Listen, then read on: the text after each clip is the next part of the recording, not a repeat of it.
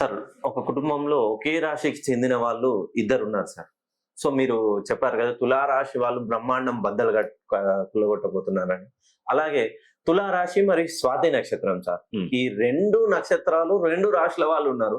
వాళ్ళు ఇక కోట్లకు పడగెత్తాల్సిందే కదా సార్! కానీ వాళ్ళు ఆ సిట్యుయేషన్‌లో లేరు. హ్మ్. మరి మీరు చెప్పింది ఎంతవరకు నమ్మాలా సార్?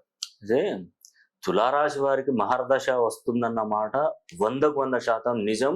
ఇది ఖచ్చితంగా జరుగుతది. అక్షరాల జరిగి తీరవలసింది.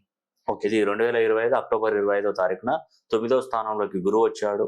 హ్మ్. 6వ స్థానంలో శనీశ్వరుడు వచ్చాడు 30 ఏళ్ల తర్వాత. హ్మ్.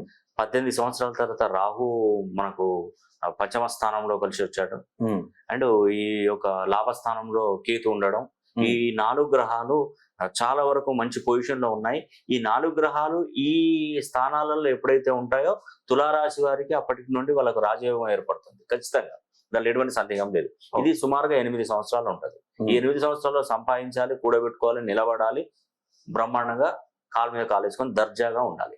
ఓకే. అయితే ఇక్కడ ఏంటంటే ఇప్పుడు ఇంట్లో 2 రాశులు ఉన్నారనుకోండి, వాళ్ళకి ఆ అదృష్ట యోగం ఉండదు, దక్కదు ఇంకా.